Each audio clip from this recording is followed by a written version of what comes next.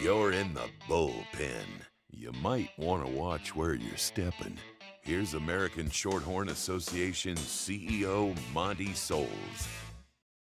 Welcome to another exciting episode of the Shorthorn Bullpen. I'm your host, Monty Souls, and today we're joined by Eric Grant of Grant Company. We're going to talk a little bit about some marketing ideas, as Eric has had a lot of experience his entire lifetime with marketing of purebred livestock and commercial cattle. So Eric, just give me a little bit of background about yourself.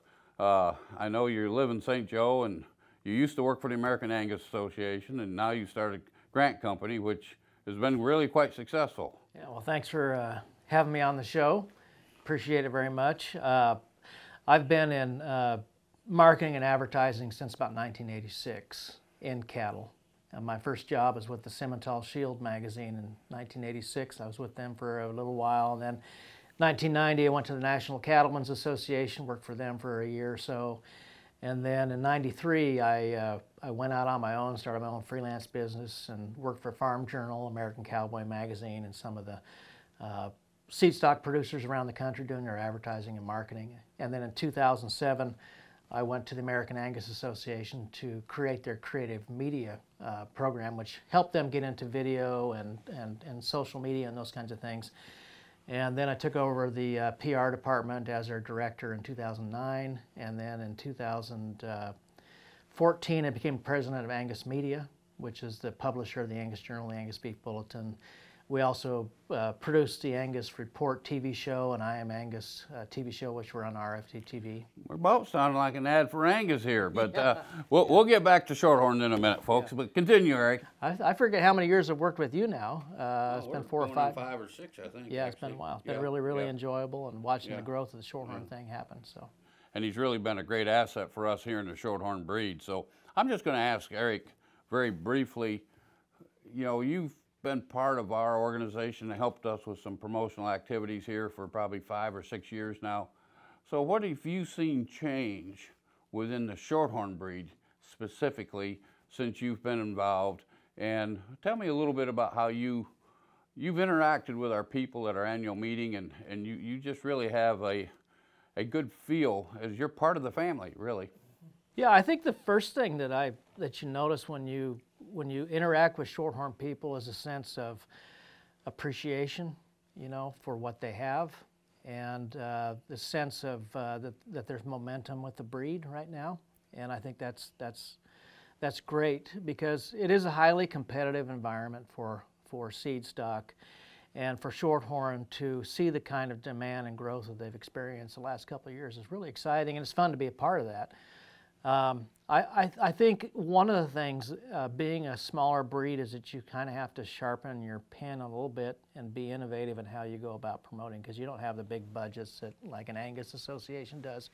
You have to be creative and innovative in how you do that. And I think you've been a big believer, for instance, in RFD TV for many, many years, and so have I. And I think that's an area where Shorthorn has really carved out a niche in the beef business to promote cattle that way. And the great thing about television I really like is that you don't know who's watching. You know, you could reach somebody somewhere who's got some land thinking about getting into the cattle business, and you hit the right note and all of a sudden they're in. And that's great. And while most breed associations tend to focus on print or social media, Shorthorn has a good balance between all those different areas, and I think that's really commendable. No, I appreciate that, and you've been a big part of that growth that we've done, and the amount of activity we've done on RFD TV and the American Rancher Show, of course, and we've done some private shows on RFD TV. So Eric sat here talking about 83 or something a long time ago. I didn't think he was quite that old, so I'm not going to ask him how old he is, because I know he isn't as old as I am, but he's getting closer, I got a hunch. With all that experience, you've been around in this industry for a long time. Mm-hmm. You've loved the Western art. The Western way of life has meant a lot to you personally, and we don't want to lose it in our world. And I've shared with Eric over time that probably one of the greatest advertising campaigns when I went to college, that was a few years ago, was the Marlboro Man. Now, I'm not sure how many of you out there even remember the Marlboro Man, but that's the Western cowboy with the rough shaven face and throws his leg over the saddle horn and sits up there and smokes a cigarette. Of course, you can't advertise cigarettes anymore today. So life has changed everywhere. So how has it changed in the purebred cattle business when it's time to market cattle? Let's look at our breeders. Let's talk directly to a shorthorn breeder, or maybe any other breeder of any other breed that could take some hints that you can figure out. This has really changed. Our industry is so much different since you started to where we're at today. Yeah, I think the biggest thing is that individual breeders are in much greater control of how they communicate to their audience. Shorthorn Country is a great magazine, and you're in a rare position where you've got a great printed piece that reaches a lot of your breeders, but you're reaching an audience that you know. What's happened the last couple decades is that you can now not just reach people that you know are there, but also reach people that you don't know. And the key, I think, is balancing those two things, because you have to shore up your base with your print advertising, your traditional way of communicating with your audience, but you also need to be continuously reaching out so you can grow your business. And that's what social media has done more than anything. And even the use of smartphones, being able to text video or photos of good cattle that you want to sell to potential buyers, all that stuff just really put you in control of what you can do compared to what we were 30 years ago, where you're really dependent on somebody else to carry your message for you. Mm-hmm. One of the things that I guess from my chair that I look at as a breed executive when we're talking about the social media thing that's available to breeders today is the importance. And so I'm going to ask you to kind of elaborate a little bit on this. The importance of presenting the image of your farm. Good pictures are worth a lot of money. Yeah, and the challenge of social media is, as you say, is not just the demand for good pictures, but also interesting pictures and continuous pictures. You know, you have to have a plan of execution. You just can't just post a few now and then and hope that you're going to keep an audience. That's not going to happen. I think it's an opportunity to tell the story of your farm or ranch through the seasons, through calving season, through turnout, through grazing, through the fall gather, you know, shipping, all those kinds of things. To keep, you know, you are the writer of your own story, and that's the power of what social media does, and that continuous contribution of that story through good photos of good cattle. I mean, there's nothing that's going to drive more engagement with your audience than just good pictures of good cattle. Just period. You know, you don't have, it's no more complicated than that. But you're also building a story around it, and really the story is what builds value into the brand for your farm or your ranch in the end. And that story, if we look at our consumers, which is our ultimate customer in the beef business, whether we're purebred or commercial, our consumers want to hear the story. They want to know the story of what's going on with the product. They want to know the story of their food today. As you sat there talking about it, it brought back to my mind, before my job and my time here with Shorthorn, we ran a ranch and we did our own newsletter, quarterly newsletter. The most important part of that newsletter was around the ranch, what the kids were doing, what band concert they were playing, what sports they were doing, the things that the families were doing on the ranch, and they become connected with our operation and become a family member of that operation as a customer.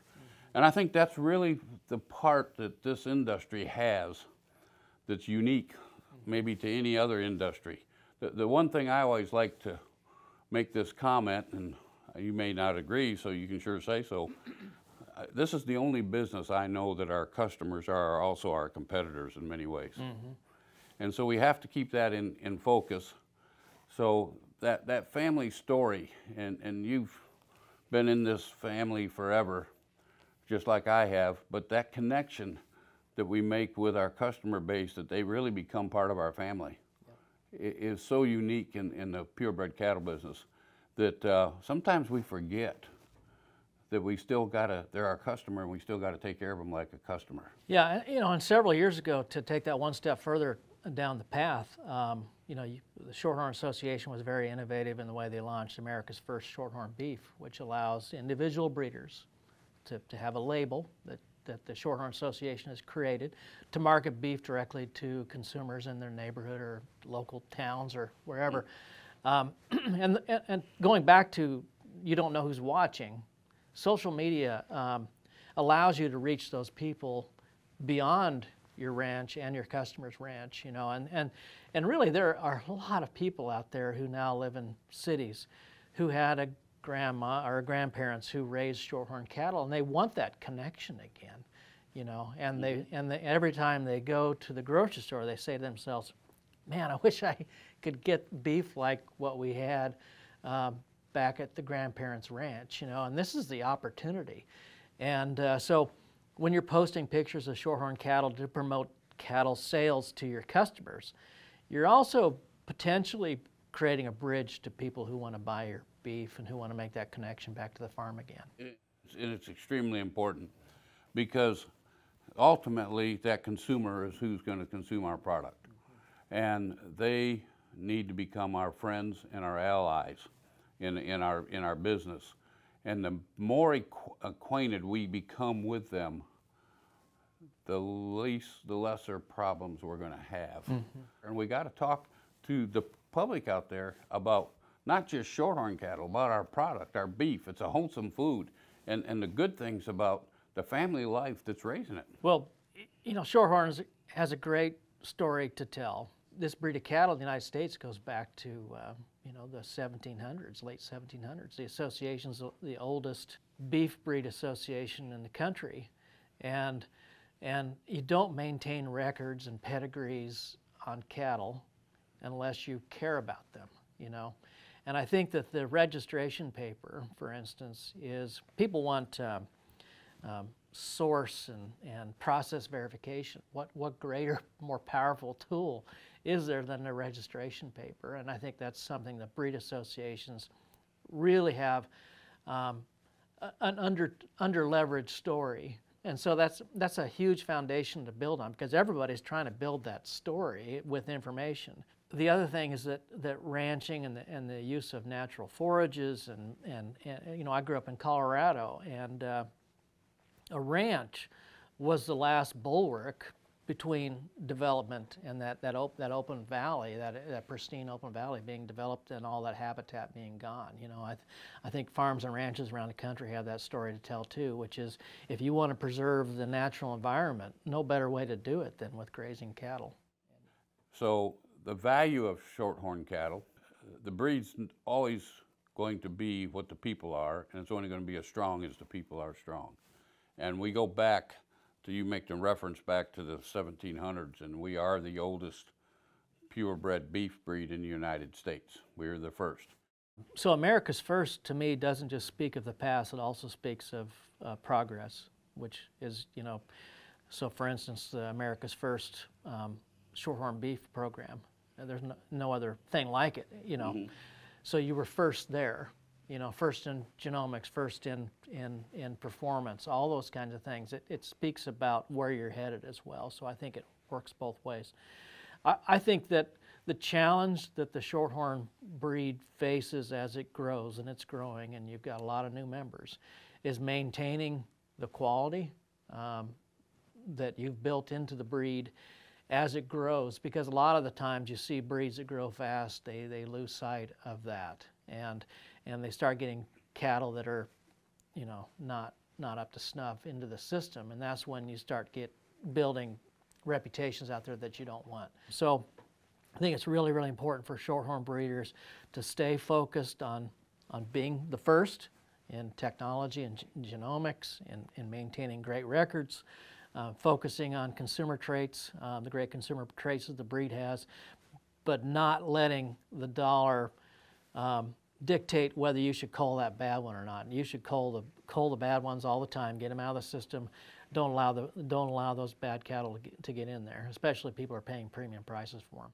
The most important thing and the most important process that a purebred breeder does, or a seed stock producer does, is cull, because we don't need them. If you don't need them, nobody else needs them. Don't pass them on. That's the only way you're going to make your in-herd improvement, let alone breed improvement. And it's really an important part of maintaining that quality animal going forward.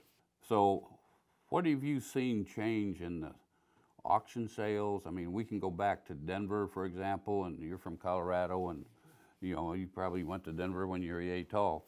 And you know, it used to be those big commercial outfits would come to Denver and buy two train loads, basically, a car, or two railroad cars full of bulls and send them back home. Now they'll go to the farm and buy bulls. You don't really see that much activity at that level because they're buying program. And so what do you see that change, and how that's changed, and how the social media, how we can use social media sales, the internet sales versus auction sales, and traditional auction sales, I should say. And I mean, we're not even running them through the ring anymore. No. Yeah, so much of this has been dictated a lot by labor. You know, used to hire a big crew on the auction day to push cattle through the ring and all those kinds of things. But also the advent of the internet and being able to stream, you know, an auction online. I mean, it's definitely changes. And I think you know, if you look specifically at the shorthorn thing, probably the biggest thing in the last 5 years is the interest of commercial producers in shorthorn bulls. And I've always said that the biggest challenge in marketing in the beef business is how do you reach commercial producers consistently. Now, the national magazines in our business have consolidated. You know, Beef Magazine doesn't do a print. Beef Today went out of business about 20 years ago. You know, so how do you reach that audience? And you know, we talked a lot about social media. We talked a lot about television, those kinds of things. But sometimes, you know, a really, really good mailing list and a handwritten letter to some cowboy in Montana will probably get his attention more than anything, because a lot of these commercial guys don't have time, and they don't want to mess on social media either. So I think don't dismiss those personal interactions. Now, they're not coming to, you know, the National Western like they used to, you know, and you got to really work at finding those people, identifying those people. And there's sale reports that are posted of other breeds online. You can find out where some of those people are. Pay attention to those kinds of things. Get those people in your database. You know, try to find them. But it's something you got to work at all the time. And as far as, you know, sales, I don't know where the sales are going to be, you know, 5-10 years down the road. It's really, really changing fast. I was just up at Jungles, you know, a couple of weeks ago. They don't run any cattle through the ring. It's, you know, it's all done kind of virtually. It's just really efficient, and you give people access to look at the cattle. But I think it's going to be a completely different environment in 5 or 10 years than what we're seeing now. Stuff that we can't even envision we're going to be selling cattle that way. I'm not sure I got the crystal ball that I can rub to make all this happen, but I do see that we're going to use this technology. It's going to become a bigger part of our marketing process for purebred breeders, for the association, breed associations, and I mean, even when you look at the commercial deal, which I totally agree, you've got to get this commercial acceptance and get this commercial basis put underneath your breed, and everything else takes care of itself almost. And that's why I've always felt like we've had to have this big presence at National Cattlemen's Association. Yeah, one thing I do want to say, I get this question a lot from everybody that's interested in promoting their product, and they always ask me, where do we need to be putting our money? You know, do we need to be all in digital? Do we need to be all in print? You know, do we need to be getting out of print? I think you got to really look at being in all of them as much as you can. I think it's critically important that you support your breed publication. It's really important, because that's how you control the message of your breed. You know, you've got to make that investment just because it's good for the breed. But don't discount any of these other areas. Go to trade shows, go to your local cattlemen's convention, get to know people. You know, personal interaction is really critical. Handwritten letters, postcards, those kinds of things, direct mail, I think is still very effective. You got to be in all those areas. No, it is really a changing world. I mean, I use the term AI, and I'm not talking about breeding cows now. I'm talking about artificial intelligence.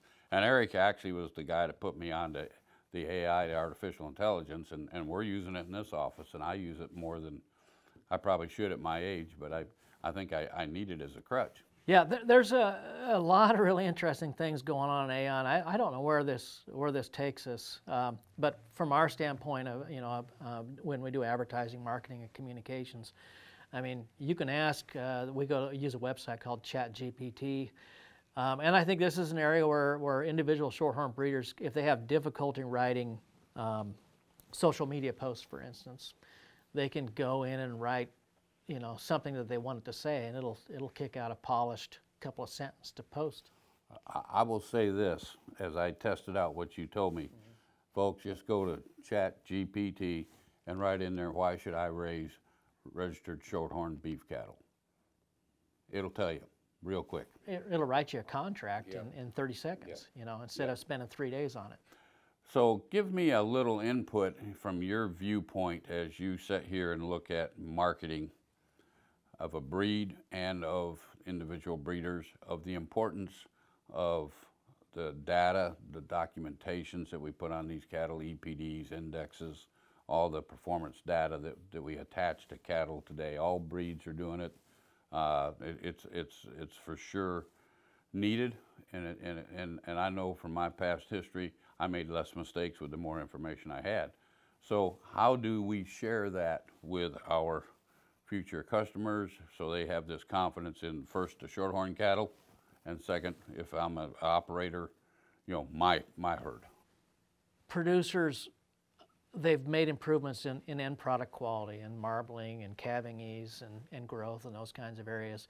And when they use a breed, non-Angus breed, they just want the assurance that they're not going to take a step back, you know.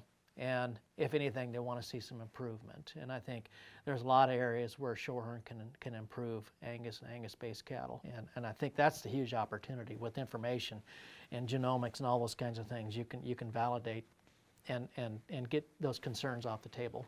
Every breed has its place. And our breed, the shorthorn breed, I think, as we look at heterosis, hybrid vigor, or crossbreeding programs, shorthorns really excel in this. We're seeing that even more so as we get more activity happening that way of what you're describing. And, you know, not only do they not want to go backwards, they want to go forward. So they can start to look at that data that a shorthorn has, because we're part of the IGS system. We've got one of the largest crossbred EPD genetic evaluations there ever was, probably ever will be at this point in time. And as a result, it gives a confidence level that these cattle will do what they say they will, and you can gain some marbling if you need to gain, some yield grade if you want to gain there, growth, whatever you need, maternal qualities. I mean, we like to think of ourselves and advertise ourselves as the maternal breed. But we're more than a maternal breed at the same time. And if we look at our commercial breeders, they're going to maybe do a terminal deal.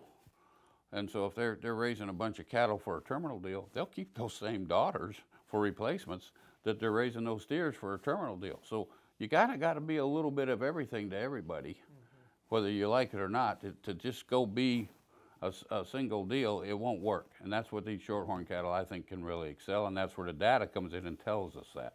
Well, in your partnership with IGS, you know, that's critically important and gives you a basis of comparison against other breeds, which is something that commercial producers are interested in. But I think, you know, moving forward, the big thing for our business is going to be labor. And if you don't have gate crashers and cattle that put people in the hospital and you know, that people can actually walk around and work around by themselves and don't have to worry about those kinds of things. I think that's a huge advantage for shorthorn. The disposition of these cattle is outstanding.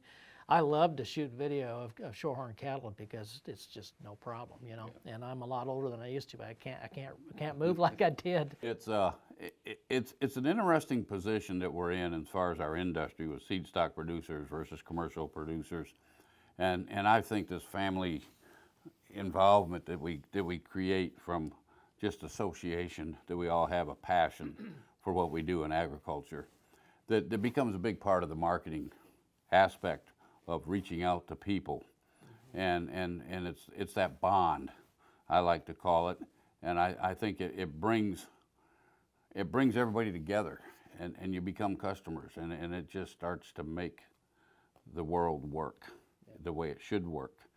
One of the opportunities is that the kind of the generations of kids that we've raised that don't have access to things that make them work hard, you know, but work hard safely, you know. And I think I think people who, what's happened since 2020 is a lot of people have moved into small towns. They've left places like Chicago and Kansas City, gone out back home, and now they've got their kids. They want their kids to do something, and I think that's also a huge opportunity for Shorthorn. You have a huge, successful junior program, and that's the next generation, and that's exciting to see that. And these youth are our future breeders. They're our future cattlemen.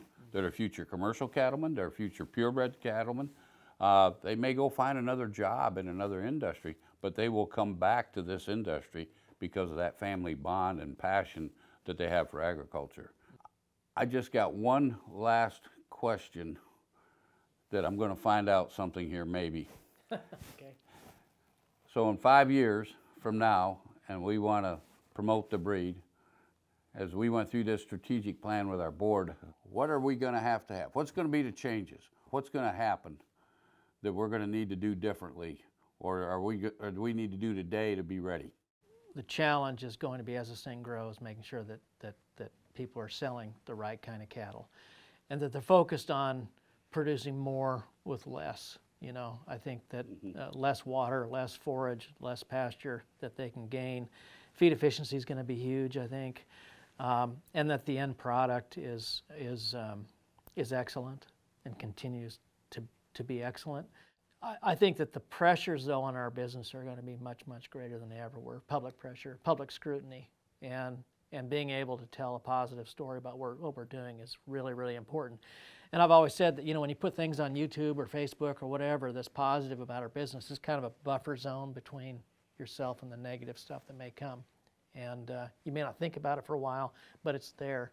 And if somebody's out there and they're Googling, cattle production or ranching or whatever, and something positive comes up from the American Shorthorn Association, that's something that they saw that was positive that PETA didn't put out in front of them, And so we serve, the consumer. They're going to be increasingly concerned. I think water is going to become the next big crisis, but the whole efficiency, creating that animal that can do all those things and also create opportunity for ourselves is going to be central. Well, we've had another exciting episode of the Shorthorn Bullpen, and we look forward to having you join us in the next episode. So stay tuned, and we'll look forward to seeing you here in another month. Thank you very much for joining us. Thank you, Eric, for being part of us. Thank you, Mike. Until the next episode, this is Monty Souls signing off for the American Shorthorn Association.